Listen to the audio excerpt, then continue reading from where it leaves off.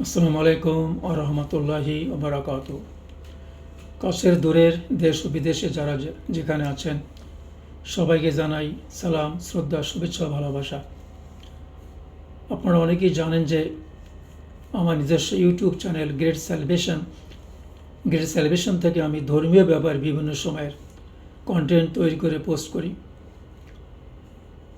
পৃথিবীর প্রধান 5 ধর্ম নিয়ে আমি ইতিমধ্যে আলোচনা করেছি এবং বিশেষভাবে কয়েক মাস ধরে আমার নিজের লেখা একটি ধর্মীয় বই মুক্তির সেরা পথ বইটি থেকে আলোচনা করে যাচ্ছি।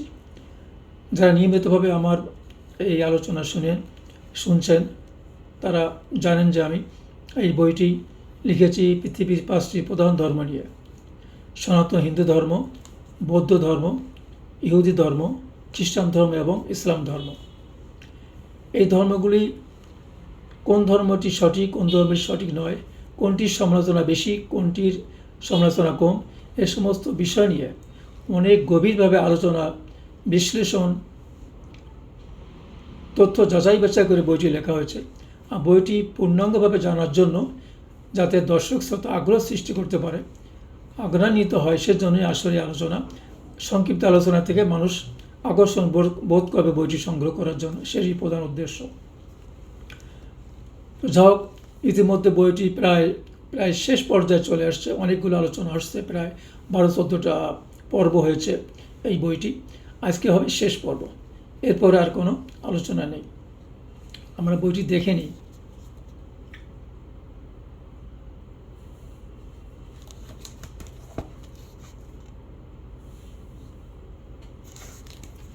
বইটি লিখেছি আমি, মৌলভী ডাক্তার আব্দুল হান্নান, এবং সম্পাদনা করেছেন কারি হাফেজ মাওলানা সিরাজুল ইসলাম। আর দীর্ঘ আলোচনা যেতে চাই না, কারণ অনেকগুলো পর্ব শেষ হয়েছে। আজকে শেষ পর্ব। আজকের পর্বে 8ম অধ্যায়টি হচ্ছে, পর্বটির শিরোনাম হচ্ছে মুক্তির সেরা পথ কোনটি। ইতিমধ্যে এই বইয়ের 7টি অধ্যায় এবং উপ অধ্যায়গুলিতে বিভিন্নভাবে ব্যাখ্যা, বিশ্লেষণ, যুক্তি, তর্ক, উদাহরণ, অতীত বর্তমান ইতিহাস আলোচনা করে বিভিন্ন ধর্মকে আপনাদের সামনে তুলে ধরেছি। আজকের হচ্ছে এই ধর্মগুলির সার কথা নিয়ে আলোচনা করা, এবং সার কথা জেনে আমরা বুঝতে পারবো আসলেই আমরা কোন ধর্মটি গ্রহণ করব, সেই ধর্মটি সঠিক এবং গ্রহণযোগ্য কিনা। আসুন আমরা শুরু করি। আমরা জানি পৃথিবীর প্রথম ধর্ম দুনিয়া হিসেবে সনাতন বা হিন্দু ধর্ম। কিন্তু হিন্দু ধর্মের প্রধান ধর্ম কিন্তু হচ্ছে বেদের হিন্দুরা সাধারণত মূর্তি পূজা করে, কিন্তু বেদের মধ্যে মূর্তি পূজার কোনো কথা নেই। এই তাদের ধর্মের নাম যে সনাতন ধর্ম, এটাও বেদের মধ্যে নেই। বেদ যে একটি আসমানি গ্রন্থ হিন্দু ধর্মের, সেটাও অন্য যে আসমানি কিতাব পৃথিবীতে এসছে সেখানে কিন্তু উল্লেখ নেই। আর অন্য একটা বিষয় হচ্ছে, হিন্দুদের ধর্মীয় গ্রন্থ বেদ, কয়েকটি বেদ আছে: যজুর্বেদ, ঋগ্বেদ, বেদ, গীতা, মহাভারত, রামায়ণ। এই সমস্ত বইয়ের মধ্যে কিন্তু মুহাম্মদ সাল্লাল্লাহু আলাইহি ওয়াসাল্লাম, ইসলাম, মুসলমান, আল্লাহ শব্দগুলি কিন্তু আছে। তারা এখনও আছে, তারা কিন্তু কৌশলে এড়িয়ে যায়, অত্যন্ত দুঃখজনক। এরপর কি বলা যায়, হিন্দুরা একক ঈশ্বরকে বিশ্বাস করে না। তারা কি ঈশ্বরকে, মহেশ্বর বা একক ঈশ্বরকে তারা 3 ভাগে ভাগ করেছে। সেটা হচ্ছে বিষ্ণুর নাভি থেকে ব্রহ্মা, এবং ব্রহ্মা থেকে মনু বা মানবের সৃষ্টি। এটা কেমন কথা যে সারা বিশ্বের মালিক তো একজনই হবে, তারা ভাগ হবে কেন? ভাগ হলে তো আরেকজন আল্লাহ হয়ে যাচ্ছে বা আরেকজন ঈশ্বর হয়ে যাচ্ছে, তার মানে 3 ঈশ্বর পৃথিবীতে চালায়। এটা তো হতে পারে না। এক ঈশ্বরের সঙ্গে আরেক ঈশ্বরের ঝগড়া লাগবে, মতানৈক্য ঘটবে, দ্বন্দ্ব হবে, ক্লাশ হবে, এটা হতে পারে না। সুতরাং ঈশ্বর বা মহেশ্বর একজনই হবে, এটা তো গ্রহণযোগ্যতা এখানে নেই।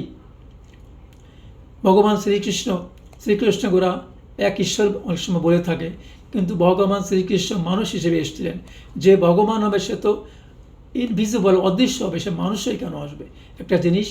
আর প্রায় রাধালীলার সম্পর্কে অনেক বক্তব্য রয়েছে, সেদিকে যেতে চাচ্ছে না। 100 জন নারীর সঙ্গে সে তার প্রেমালাপ, তার প্রেম গঠিত যৌনাচার রয়েছে, এবং বিবাহ বহির্ভূতভাবে, অন্যায়ভাবে, অবৈধভাবে। এটা কেন? বিয়ে করতে বাধা নেই, কিন্তু অবৈধভাবে কেন? অন্যায় কাজকে একজন সে সে দেবতা হোক আর সে ঈশ্বর হোক, যেই হোক, অন্যায়ভাবে তো কোনো কাজ করার কোনো অধিকার যুক্তিযুক্ত বৈজ্ঞানিক সিদ্ধান্তে সেটা আসে না।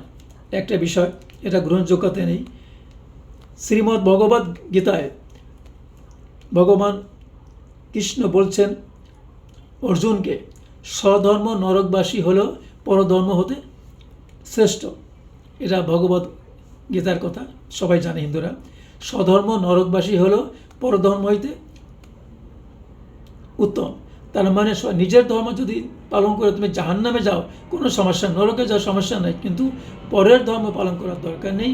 পরের ধর্ম পালন করে জান্নাতে বা স্বর্গে যাওয়ার দরকার নেই। এটা কথা হলো, জেনে শুনে আমি জাহান্নামে যাব, আমি নরকে যাব, এটা কেমন কথা? এটা তো ধর্মের শাশ্বত বাণী হতে পারে না। এছাড়া তাদের মধ্যে রয়েছে রিবাত বা জন্মান্তরবাদ বা পুনর্জন্ম। একটা মানুষ মরে গেলে সে আবার পৃথিবীতে আসে, সে মরে গেলে আবার পৃথিবীতে আসে, কখনো পাখি হয়ে, গরু হয়ে, তারপরে কি বলে কুকুর হয়ে, তারপরে আবার মানুষ হয়ে। এটা কেমন কথাবার্তা? এইভাবে যদি আসতেই থাকে তাহলে তো পৃথিবী ধ্বংস নেই, কিয়ামত নেই, তারপর গ্রেট ডিস্ট্রাকশন হবে না, কখনোই মহাপ্রলয় হবে না, জান্নাত জাহান্নাম কীভাবে হবে? এবং আমরা ভালো করেই জানি পৃথিবীর যে অবস্থা এখন, কিন্তু পৃথিবীর কি বৃদ্ধ অবস্থা? পৃথিবীকে আগের মতো সুন্দর আছে যখন সৃষ্টি হয়েছিল আদম এবং হাওয়া, সেই রকম কি আছে? সুন্দর আছে? সব কিছু দূষণে ভরে গেছে, ভেজালে ভরে গেছে, নদী, সাগর, পাহাড় পর্বত সব পূরণ হয়ে গেছে, ধ্বংস অনিবার্য। এই সত্য এখন তারা স্বীকার করে না। সুতরাং বলা যায় হিন্দু বা সনাতন ধর্মের মধ্যে গ্রহণযোগ্যতা আছে বলে দর্শক, শ্রোতা বা সচেতন মানুষ মনে করে না। বৌদ্ধ ধর্ম তো তাদের মৈত্রীয় নামে, তাদের gospel of Buddha, the gospel of Buddha, Digha নিগারা ও জিন্দ আবেস্তায় মোহাম্মদ, আল্লাহ এবং মুসলমান শব্দগুলি কিন্তু সেখানে রয়েছে, কিন্তু তারা সেটাও হিন্দুদের মতো স্বীকার করে না, এড়িয়ে যায়। আর তাদের পরকাল সম্পর্কে বৌদ্ধদের ধারণা খুবই অস্পষ্ট।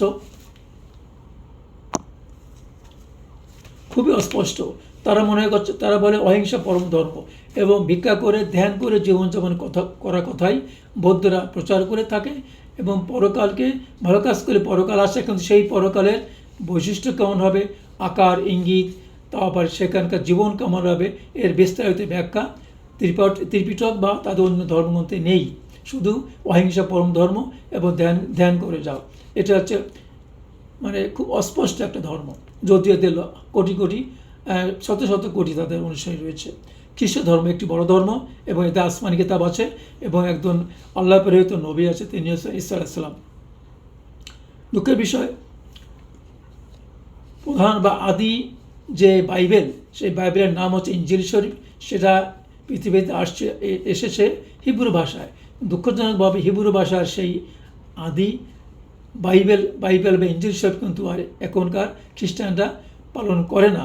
এটা কোথাও দেখাও যায় না। সম্ভবত লন্ডন বা অন্য কোনো দেশে জাদুঘরে সেটা রয়েছে।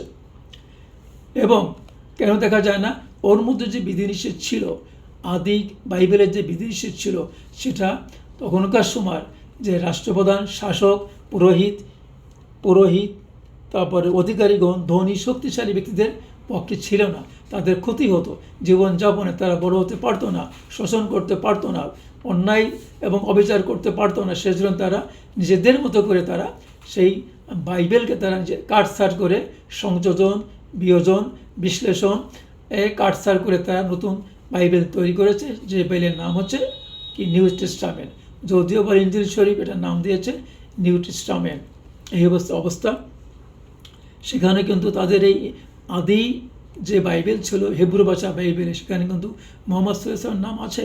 আমি আগে আলোচনা করেছি, আপনারা শুনেছেন যে ঈসা আলাইহিস সালাম বলেছেন আমার পরে আরেকজন সুসংবাদদাতা আসছে, তিনি আসল সুসংবাদদাতা, তিনি হচ্ছেন আহমদ। আমি বলেছি, কিন্তু তারা এই জিনিসটা কিন্তু এড়িয়ে যায়। বর্তমান নিউ টেস্টামেন্টে সেটা নেই। আদি যে ইনজিল শরীফ সেখানে কিন্তু আছে। এই হচ্ছে ওদের কথা। আর সবচেয়ে বড় কথা, হিন্দুদের মধ্যে, খ্রিস্টানদের মধ্যে দুইটি শ্রেণী রয়েছে। একটি হচ্ছে জুডিও খ্রিস্টানিটি, একটা হচ্ছে পলীয় খ্রিস্টানিটি। জুডিও খ্রিস্টানিটি আদি এবং আসল ছিল, কিন্তু সেটা প্রায় 100 বছর পর এমনিতেই ঈসা তিরোধানের, উনি তো মারা যাননি, তিরোধানের 50 বছর পর তাদের সেই ইনজিল শরীফ তারা লেখা শুরু করে।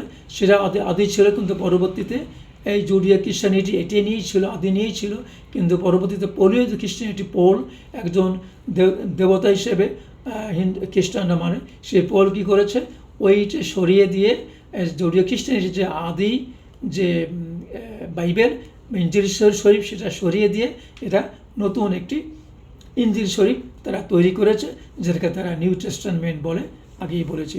এই অবস্থা। এবং আর একটা জিনিস হচ্ছে খ্রিস্টানদের মধ্যে তারা হিন্দুদের মতো তাদের ধর্মের শরিক সাব্যস্ত করে। ঈসা আলাইহিস সালামকে তারা আল্লাহর পুত্র বলে, নাউজুবিল্লাহ। আল্লাহ তো সবসময় বিনশ্বর হবে, একক হবে, তার কোনো শরিক থাকবে না। ঈসা আলাইহিস সালাম যদি আল্লাহর ছেলে হয়ে থাকে, তাহলে আল্লাহর ছেলে হয়ে থাকে, তাহলে আল্লাহ তাআলার স্ত্রী আছে, তার বাবা আছে, মা আছে, এবং সন্তান যা বলবে আল্লাহ তো তা অস্বীকার করতে পারবে না, তার কথাই শুনবে। তার দুইজন আল্লাহ হয়ে যাচ্ছে, নাউজুবিল্লাহ, কখনোই হতে পারে না। আল্লাহ বা এক ঈশ্বর সবসময় মানবীয় গুণ থেকে পৃথক থাকবে, তার ইচ্ছা, তার ক্ষমতাই বেশি, তার তো সন্তানের দরকার নেই, মানবীয় গুণ তো থাকার দরকার নেই, সে তো কিছু বললেই হয়ে যায়, সুতরাং তার ছেলে থাকবে কেন? এটা একটা বড় শিরক গুণ আল্লাহ তারা কখনই মাফ করবে না, এটা আমাদের মানতে হবে। সুতরাং সব কিছু নিয়ে খ্রিস্টান ধর্ম আসলে মধ্যে সঠিকত্ব বা মৌলিকত্বের খুবই অভাব হয়েছে, যদি একটি আল্লাহর পছন্দ ধর্ম একসময় ছিল, এখন নেই। ইহুদি ধর্মের কথা আমরা কি বলবো? ইহুদি ধর্মের গ্রন্থের নামে তওরাত বা পেন্টাটেক। এটা হচ্ছে ওদের নবী হচ্ছে মুসা আলাইহিস সালাম। মুসা আলাইহিস সালামের যে অনুসারীকে বলা হয় ইসরাইল। এই ইসরায়েলিগণ কিন্তু ইহুদিগণ কিন্তু আল্লাহ তাআলা তাকে অভিশপ্ত জাতি হিসেবে ঘোষণা দিয়েছে কোরআনে, কারণ তারা মুসা আলাইহিস সালামের সময়ই তারা মুসা আলাইহিস সালামের অনেক আদেশ নিষেধ অমান্য করেছে, এবং তারা অনেকজন নবীকে হত্যা করেছে, এবং সেজন্য আল্লাহ তাআলা তাদেরকে অভিশপ্ত জাতি ঘোষণা করেছে। এই হচ্ছে তাদের ব্যাপার। আর ওল্ড টেস্টামেন্টের সাথে ইহুদিরা বা যুক্ত করেছে 10 কমান্ডমেন্টস। এই 10 কমান্ডমেন্টসকে তারা তওরাত হিসেবে ঘোষণা করে। আসলে এটাও কাটছাট করে আসল যে তওরাত, সেই তওরাত শরীফ তারা কাটছাট করে নতুন 10 কমান্ডমেন্ট তৈরি করেছে। এটাকে তারা বলে তওরাত। আসলে সেই তওরাত নেই, এখানেও কল্পনা কাটছাট করা আছে, কল্পনা আছে, গল্প কাহিনী যুক্ত করা আছে, এটা কখন হতে পারে না। শেষ ধর্ম ইসলাম ধর্ম। ইসলাম ধর্ম হচ্ছে শেষ ধর্ম। ইসলাম ধর্মের ব্যাপারে কি বলবো? ইসলাম ধর্মকে আল্লাহ তাআলা, আমরা আগে আলোচনা আমি বলেছি, আল্লাহ তাআলা বলেছেন তোমরা মুসলমান না হয়ে মরো না। আল্লাহ তাআলা বলেছেন ইসলামকে তোমাদের দিন হিসাবে প্রতিষ্ঠিত করেছি। আল্লাহ তাআলা বলেছেন অন্য অন্য ধর্মের উপর শ্রেষ্ঠত্ব দানের জন্য আমি ইসলামকে পাঠিয়েছি। আল্লাহ তাআলা বলেছেন মুহাম্মদ রাসূলুল্লাহ সাল্লাল্লাহু আলাইহি সাল্লামকে সারা বিশ্বজগতের জন্য আমি নবী হিসেবে পাঠিয়েছি, বিশ্বজগতের জন্য রহমত হিসেবে পাঠিয়েছি। এইটা হচ্ছে কোরআনের প্রধান বাণী। কোরআনের 610 খ্রিস্টাব্দে কোরআন নাজিল হয়, 10 থেকে 632 পর্যন্ত 22 বছর কোরআন আসতে থাকে ফেরেশতা জিবরাইলের মাধ্যমে মুহাম্মদ রাসূলুল্লাহ সাল্লাল্লাহু আলাইহি সাল্লামের কাছে। সেই থেকে শেষ পর্যন্ত যতগুলি বাণী আসছে, সেই বাণীগুলি সেই থেকে শুরু করে আজ পর্যন্ত কোনো প্রকার পরিবর্তন হয়নি, বিকৃত হয়নি, অবিকৃত রয়েছে, এবং আল্লাহর ঘোষণা কিয়ামত পর্যন্ত অবিকৃত থাকবে, কোনো প্রকার পরিবর্তন হবে না। এটাতে নিশ্চয়তা দেয়, এটাতে গ্যারান্টি দেয় যে কোরআনই আদি আসল, কোরআনই আল্লাহ তাআলার শ্রেষ্ঠ, অবিকৃত, একমাত্র আসমানি গ্রন্থ, এবং সমস্ত মানব জাতির জন্য কিয়ামত পর্যন্ত জন্য হিদায়াত বা সংবিধান বা অনুসরণীয়, গ্রহণযোগ্য। এই হচ্ছে কোরআনের বাণী।